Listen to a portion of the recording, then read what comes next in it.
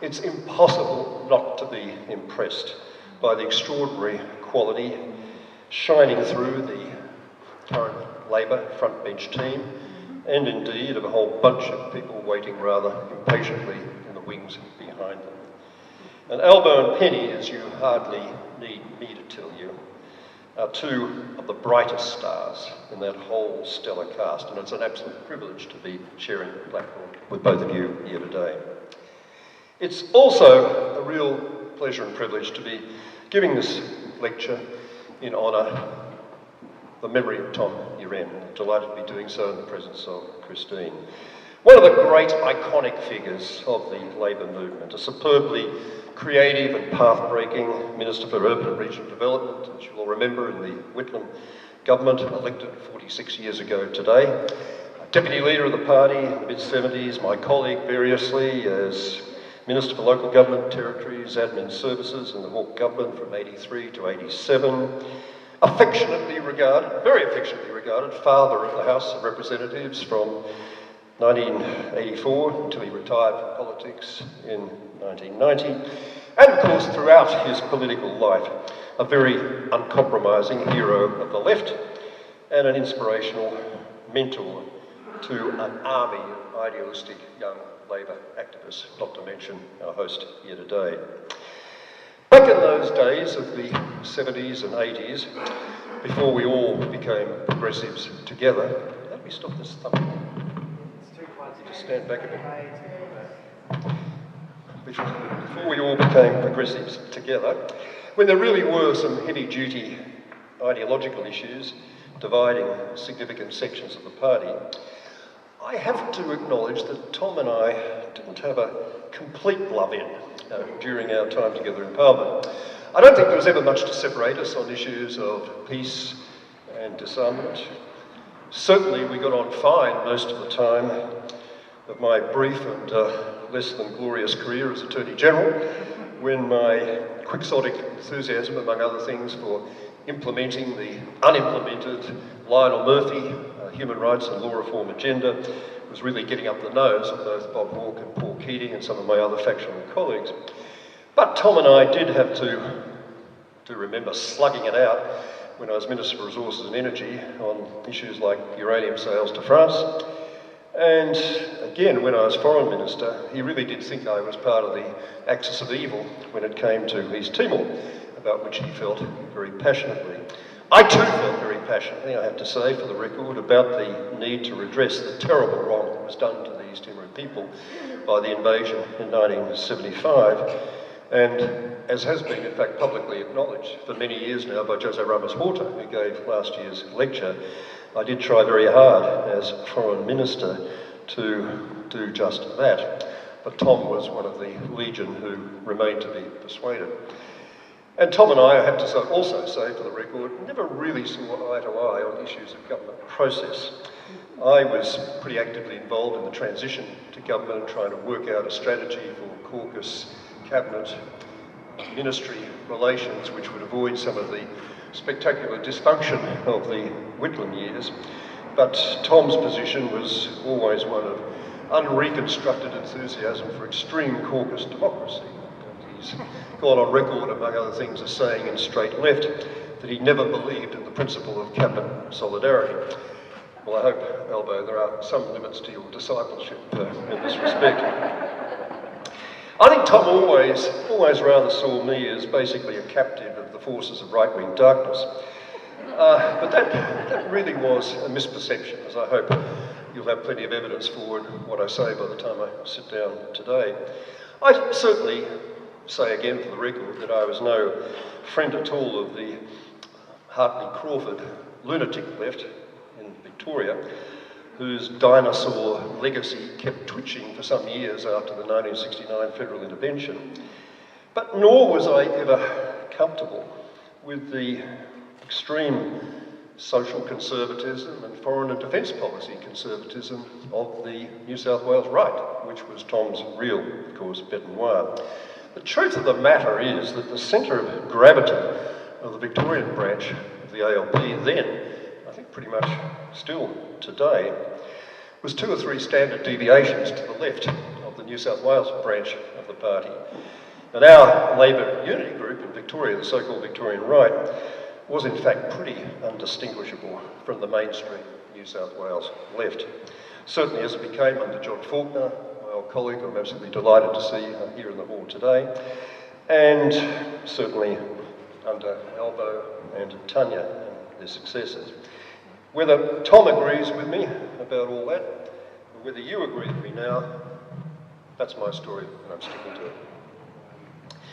But let me just say this finally, for all that we might have disagreed about various things, Tom and I did have one rather unusual little bond in common. We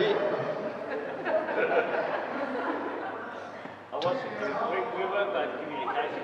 Yeah, okay. Tom and my mum, would you believe?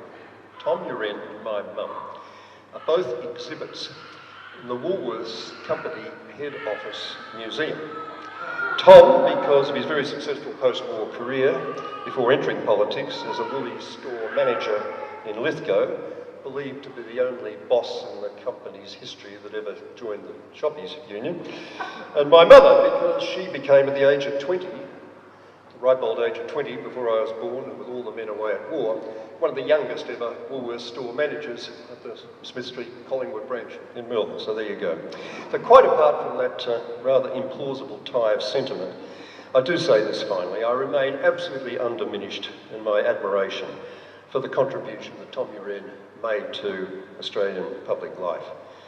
His character and instincts honed by that harrowing wartime experience in Changi, his commitment to the core values of the Australian Labor Party, absolutely unwavering, and for all the occasional triumph of his inner pugilist, essential human decency, always shining through.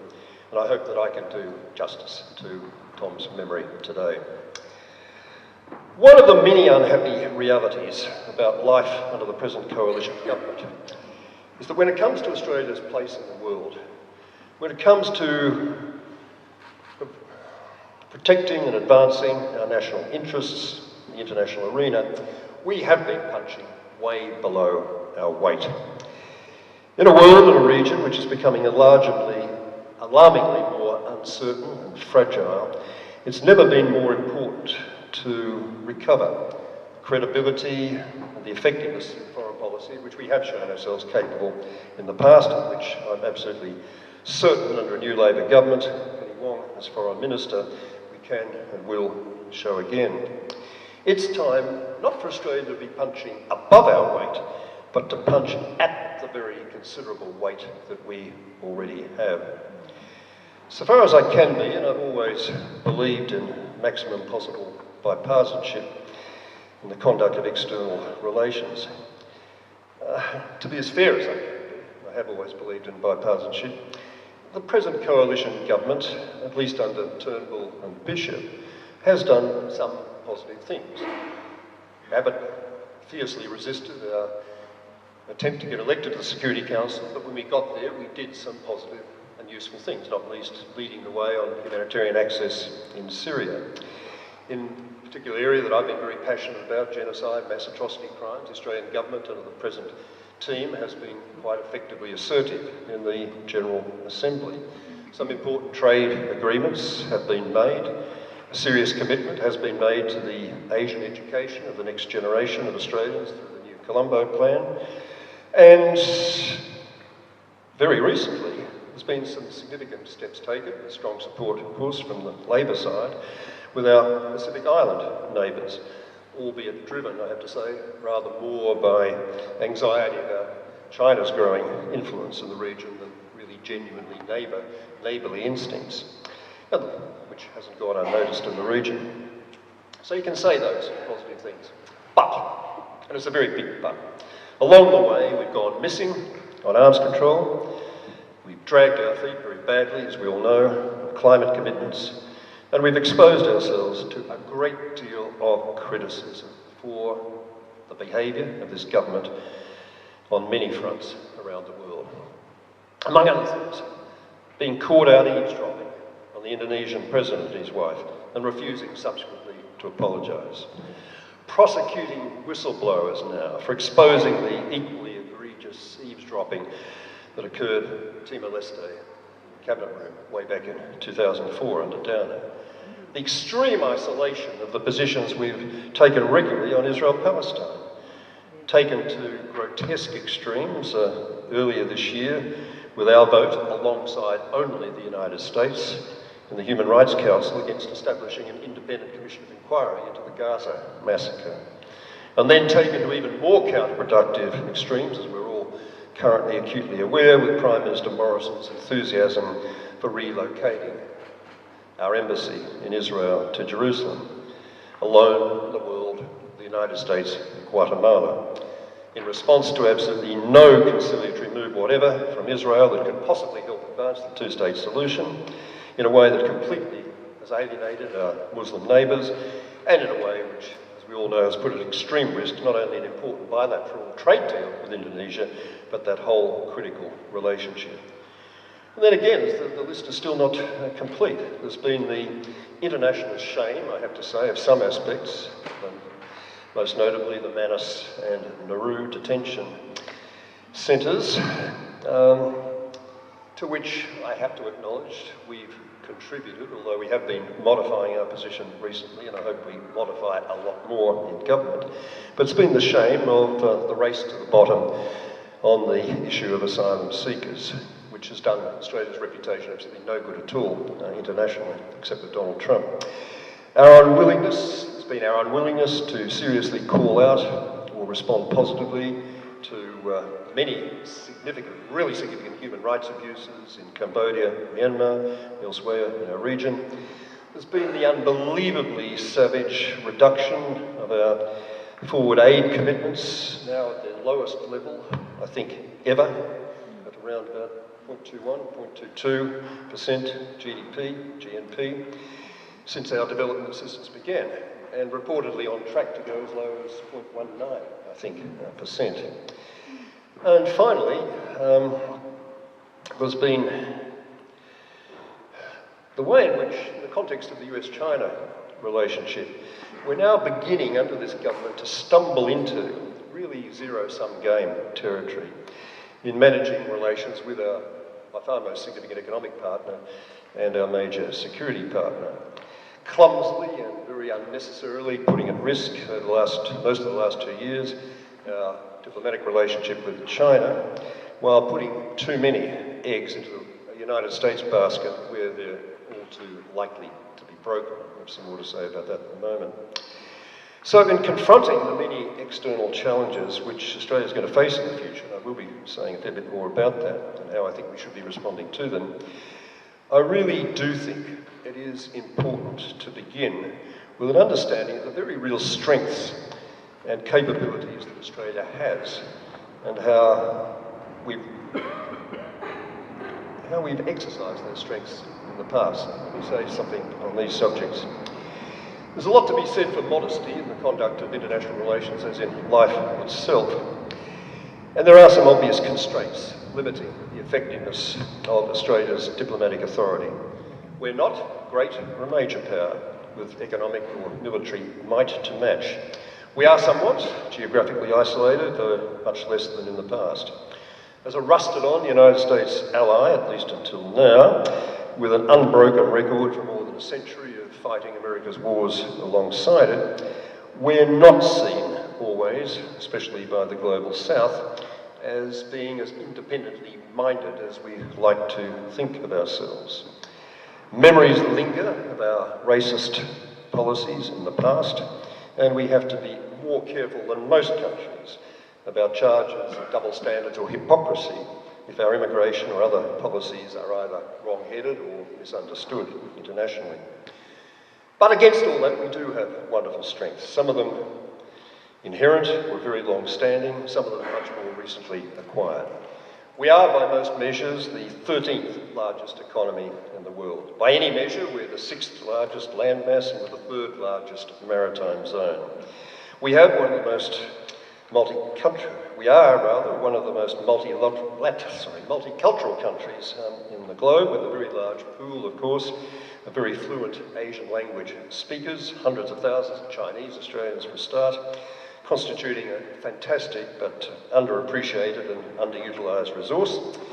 And we have, belated though it may be, a very strong commitment to our Indigenous people, as the whole world applauded with Kevin Rudd's apology to the stolen generation. We bring, moreover, to the table a unique geopolitical perspective, bridging our European history and our Asia-Pacific geography. Australians working in international institutions, both official and non-governmental, Australian peacekeepers as well, have won almost universally outstanding reputations. We've had a strong and long-standing commitment to a rules-based international order, regional order. We've got a long record of demonstrated national commitment to the United Nations system in all its security, social, economic, justice, human rights dimensions.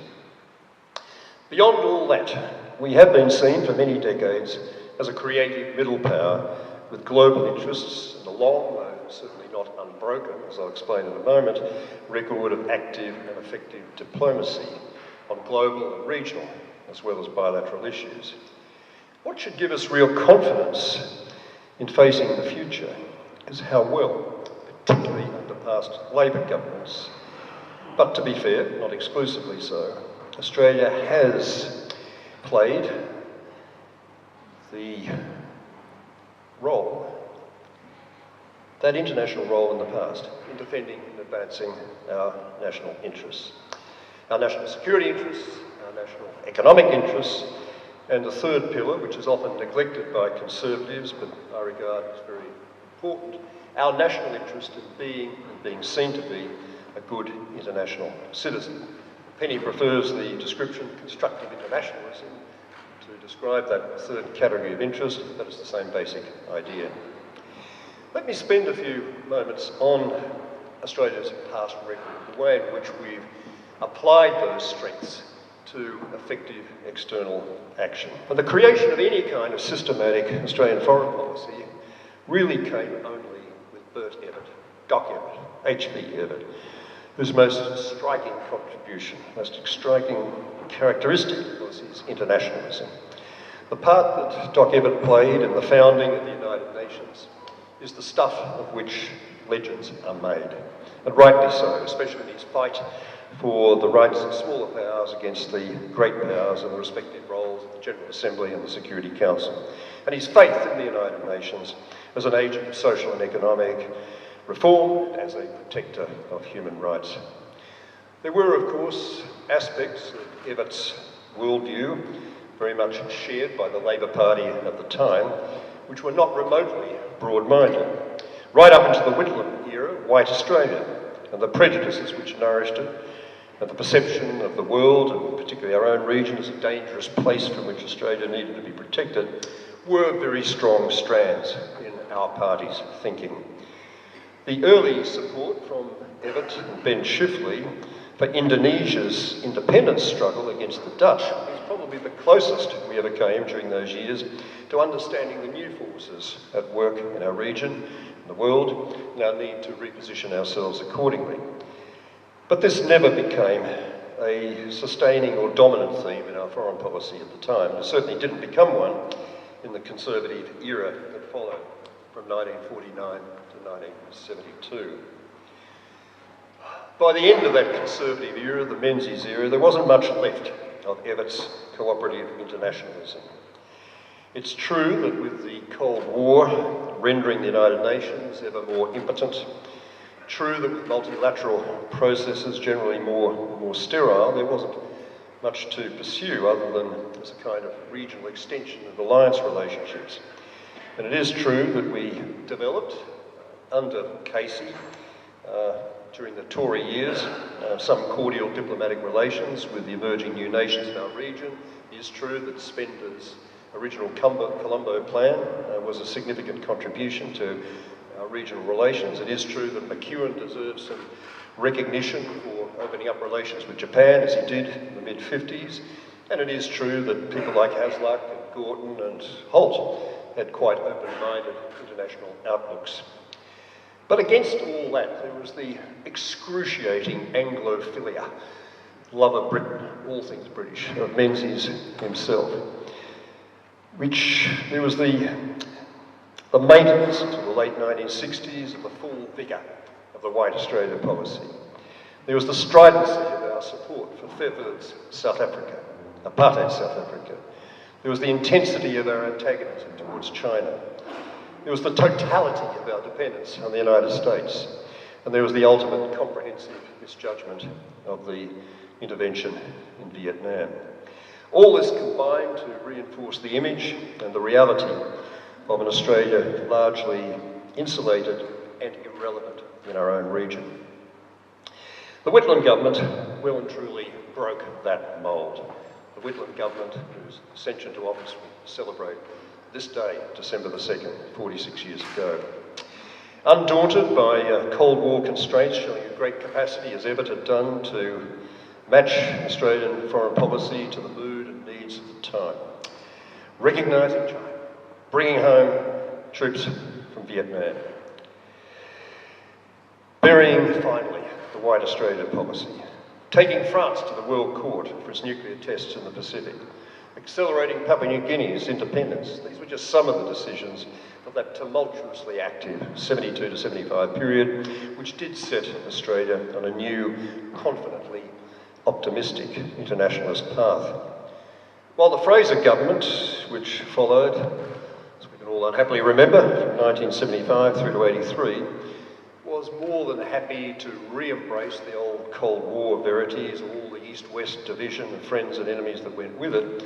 But I have to say that it is to the credit of Fraser himself that on the issues which did matter most for Australia's long-term capacity to advance our interests, especially in the region, Whitlam's policies were very much not only continued but reinforced by Fraser. Certainly both he and Peacock, his foreign minister, did understood, as many for the coalition for a very long time, including the years thereafter, did not. They understood the critical importance of abandoning government-sponsored and legitimised racism in any form whatsoever at home and abroad, not least in their embrace of Vietnamese refugees. In fact, rather less reluctant embrace than of Gough Whitlam himself. Then, of course, we had the Hawke and the Keating governments that took us through the next 13 years, renewing that spirit of activist, optimistic adventure which had so characterised the Whitlam period, but, at least as I remember it, in a rather more focused and systematic fashion. We were able to achieve a great deal, including helping create the Asia-Pacific Economic Cooperation Forum, APEC, other new cooperative regional economic and security architecture, crafting a peace plan for Cambodia, securing the conclusion of the Chemical Weapons Convention, advancing major nuclear weapons disarmament objectives, playing a central role throughout during the Uruguay round trade negotiations, building with France a strong coalition to save the Antarctic wilderness from mining and oil drilling, and being a key player in crafting the financial sanctions strategy, which did finally, more than anything else, bring down the odious apartheid regime in South Africa. Then we had John Howard, that long term running through to 2007, in which foreign policy was dominated by Howard himself, and that was not to Australia's advantage. He was over-focused on hard rather than soft power. He was deeply comfortable in following the United States alliance lead wherever it led. He was unadventurous in seeking global or regional policy changes. He was profoundly uninterested in the United Nations and the whole multilateral problem-solving process.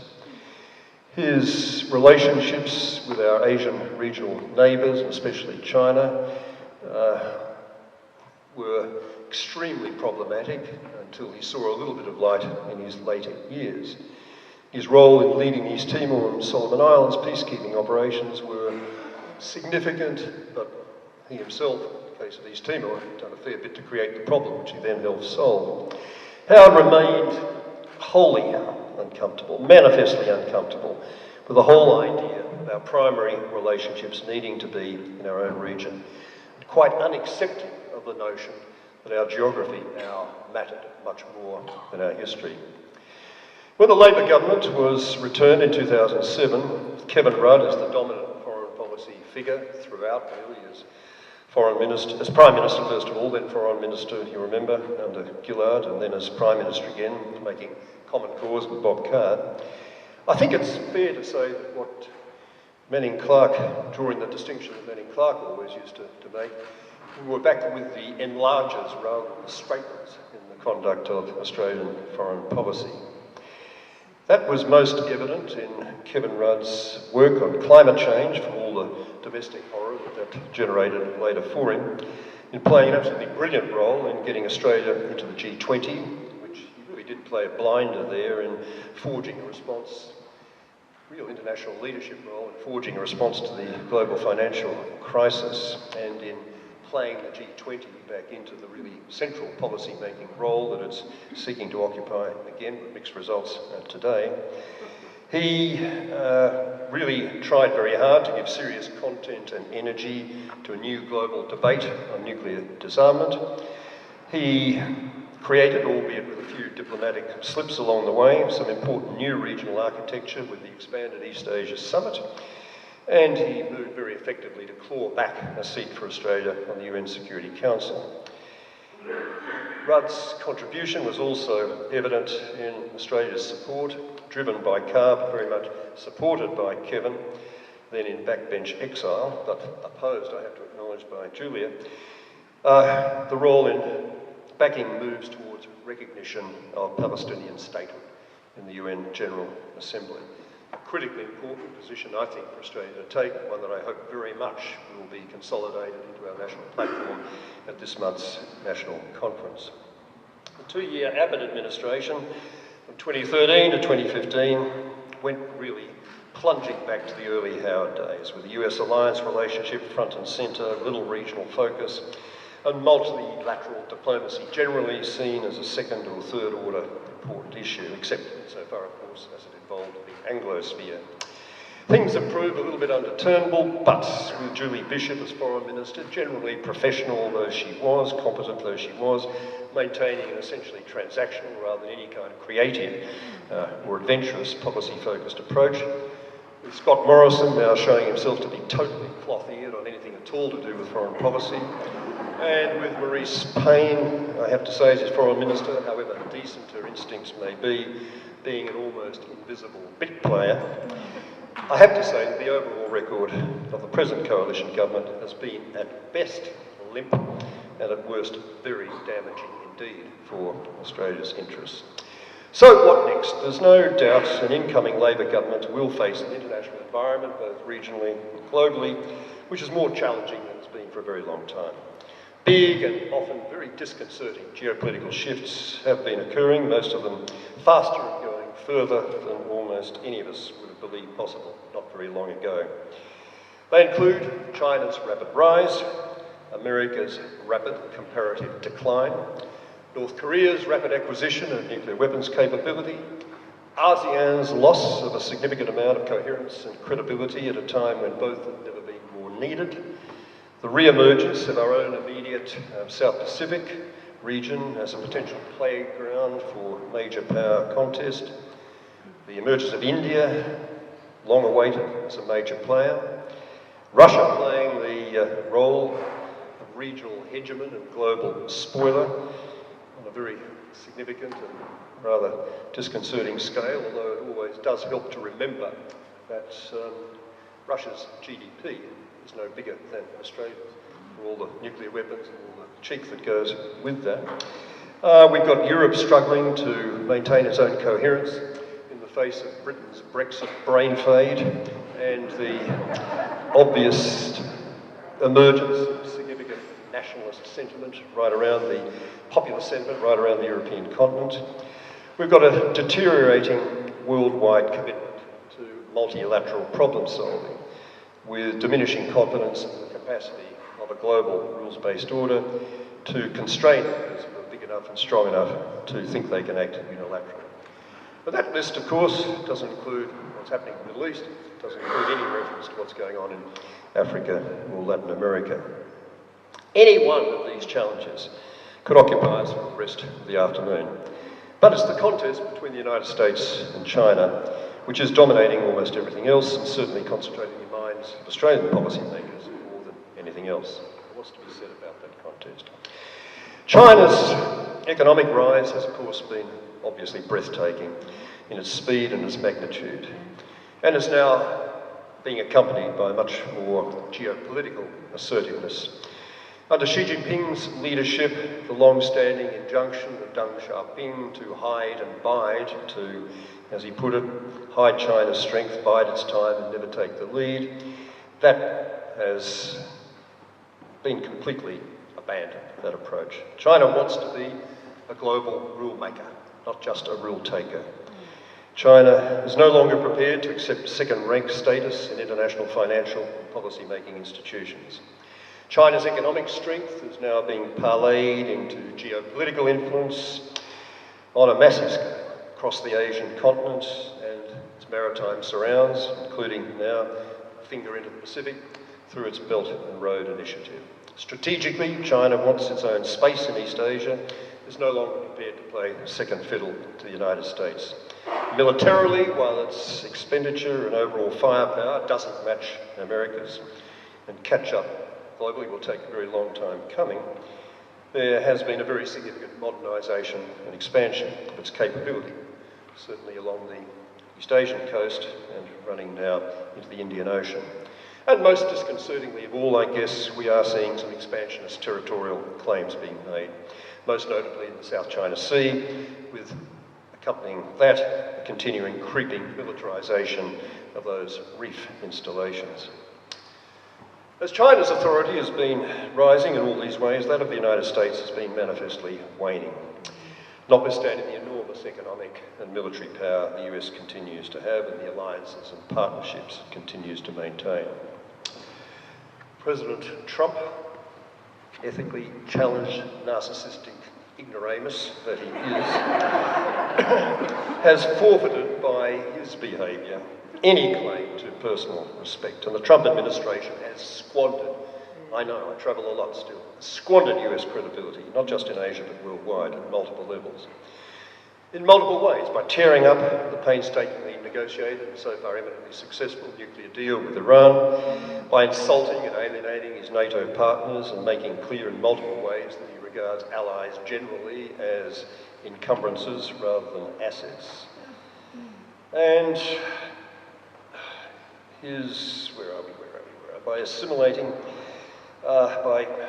walking away from the Trans-Pacific Partnership, by trying to destroy the WTO, and in fact showing less understanding than a junior high school student of the economic benefits of international trade, and by mounting a host of other assaults on multilateral institutions and processes, above all, walking away from the Paris Climate Accords. So that's the world we confront, that's the dynamic we confront. How should Australia, and in particular an incoming Labor government, be reacting to these and other stress-generating international developments in our own region and beyond? I've been very carefully reading Penny's speeches, and those of Bill Shorten and Richard Marles, and those others with external responsibilities. They're all on the case, and there's very little of anything in what they're saying with which I would wish to argue. But given that, as a political has-been, and with my diplomatic future well and truly behind me, I can speak with a little more freedom than they can. Let me say, in my own words, what I think should be the primary elements in our response in government. And I think it can be summarised in 4 expressions. Less American, more self-reliance, more Asia, and more global engagement. As to less America, I'm not suggesting for a moment that Australia should walk away from the US alliance, from which we unquestionably benefit in terms of access to intelligence and high-end armaments, and however flimsy the ANZUS guarantee may prove to be in reality, the notional deterrent protection of America's massive military firepower. We benefit from all those things.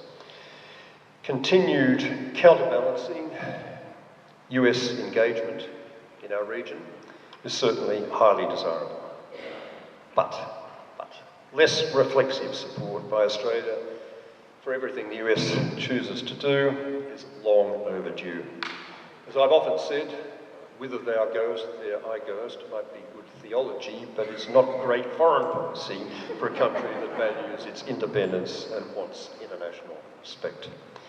My own experience, and I can document this, strongly suggests that periodically saying no to the United States when our national interests are manifestly different makes for a much healthier and more productive relationship than one of craven dependence.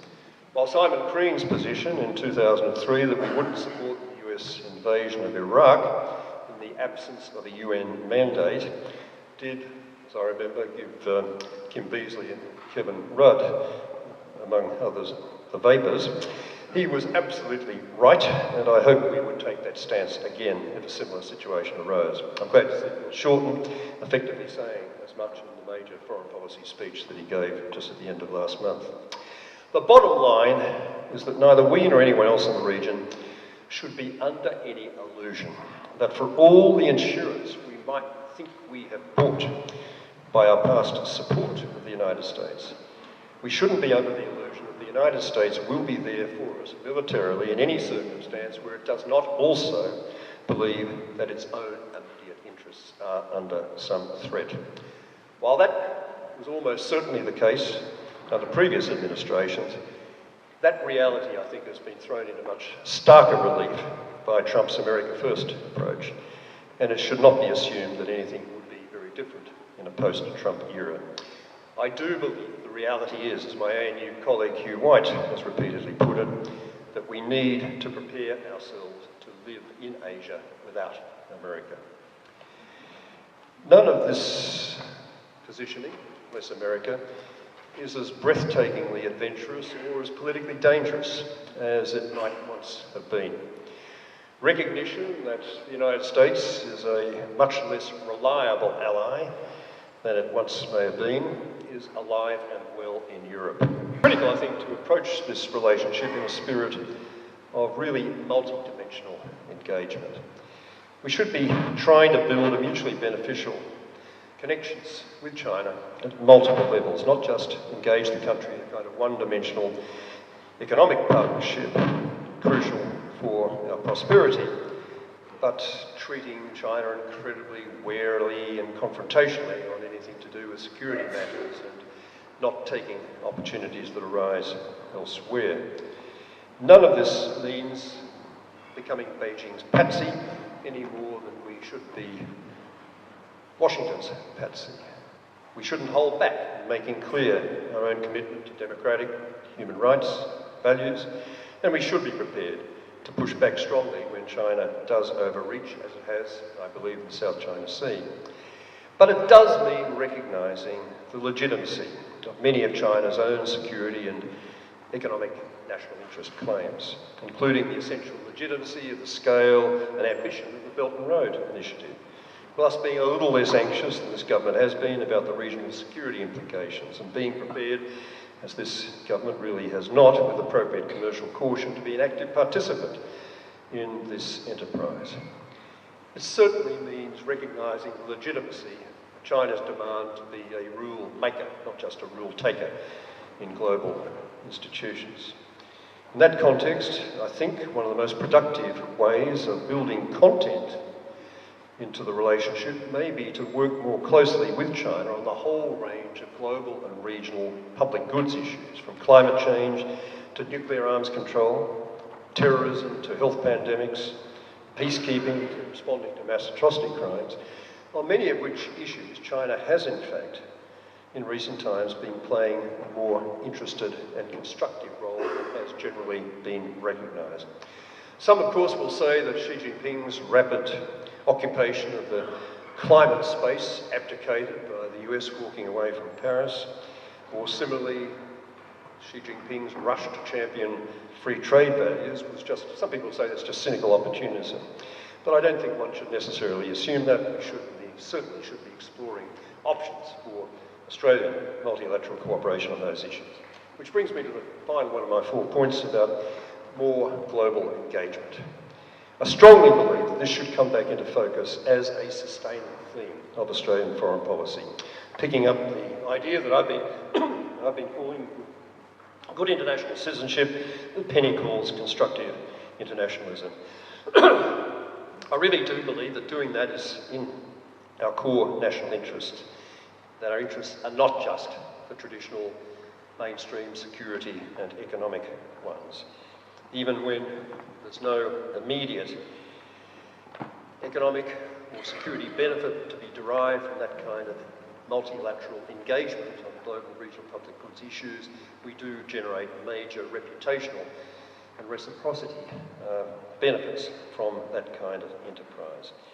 And this has been, our willingness to get involved in that kind of agenda has been a real point, as I hope my historical excursus made clear, a real point of differentiation overwhelmingly between us and nearly all our conservative opponents for decades now. It's time, as I say, in my judgment, for this stuff to assume centre stage again.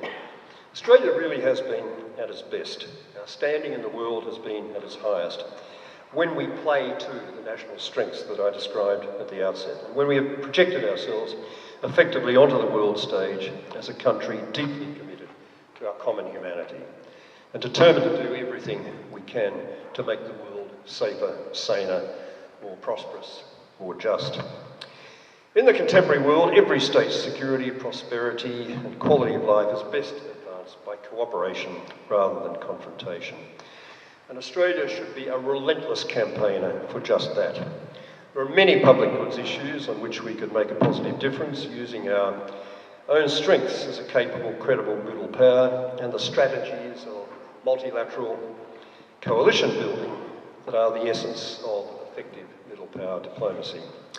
To take just one example, finally, of what I mean, and take it in particular in Tom's memory, he's a huge activist on this issue, and also with the ICANN people here in the audience today.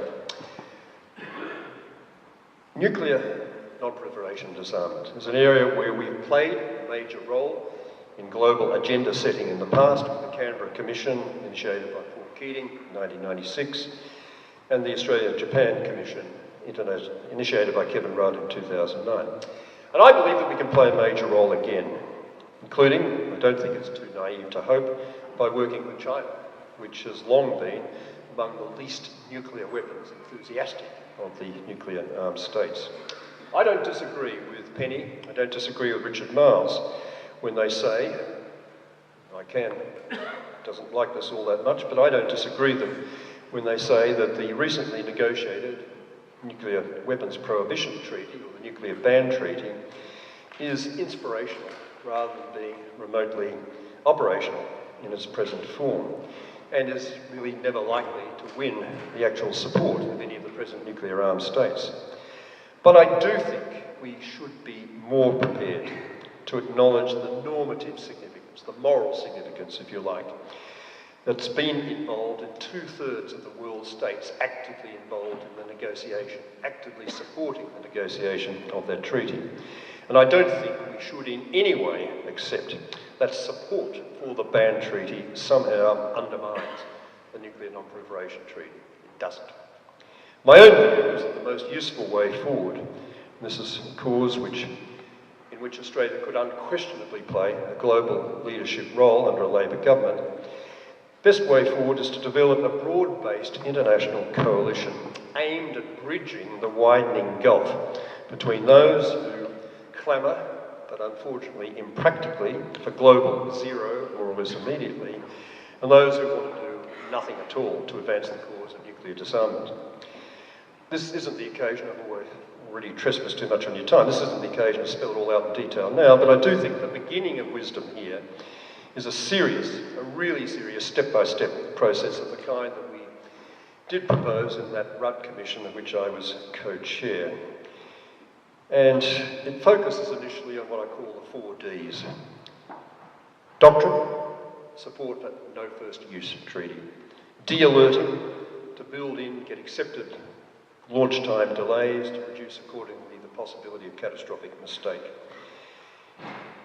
Deployments to reduce the numbers very significantly of all those weapons that are actively deployed, and then the fourth D, to decrease the number of weapons themselves to a much smaller proportion of the 14,500 nuclear weapons presently in existence. We know, unfortunately, that the complete elimination of nuclear weapons is going to remain out of reach for a very long time. But we just have to do something to reduce the salience, to reduce the legitimacy of those most indiscriminately inhumane weapons ever invented, and the most immediate risk to life on this planet as we know it. The other existential risk is, of course, climate change, but nuclear weapons can kill us a hell of a lot faster than CO2. This nuclear disarmament stuff is core business for any Labor government worth the name. I hope very much that Penny will pick up that theme. Finally, my own strong belief is that Australians just don't accept that we're another also-ran, and that any government which adopts a posture which concentrates just on our more obvious bilateral relationships, just on our more obvious immediate neighbourhood, although I do support all the efforts that are going now into resurrecting enthusiasm for the South Pacific. Any government which remains myopic about what we're capable of as a nation if we engage in a whole variety of multilateral forums with the skill and the stamina which has served us pretty well in the past. Any such government will be a government that will simply not, I think, be playing the confident external projection role which most Australians want their government to do. Our track record over many decades overwhelmingly shows that Australians and Australia are decent and committed international citizens. Independently minded and with a real egalitarian streak, something which plays well with a great many other countries, with our strong record everywhere, from peacekeeping missions to diplomacy, of neither sucking up to the powerful nor kicking down at the powerless, playing to that instinct of decency, focusing on cooperative problem solving, working through forums like the G20 and the East Asia Summit and APEC. Result, past Labor government efforts. As a result of that, we have a place at the top table. Using all the energy and creativity that's traditionally been associated with Australian middle power diplomacy at its best, particularly with ALP governments, will be far and away, I believe, the best way of ensuring in the years and the decades ahead, in a region, in a world in which the tectonic plates are shifting and every possible kind of uncertainty abounds, that this great country of ours not only survives, but thrives. I really do have total confidence that with Bill Shorten leading a new ALP government, Penny leading our external relations team, Australia really will be in fantastically good hands, fully realising our capability in a way that we've almost completely failed to do over the last 5 years, and doing so in a way which will bring real and lasting benefit, not only to our own people, but to those of our region and the wider world. This will be a great Labor government, of which Tom Uren will be proud, and we'll all be proud. Thank you.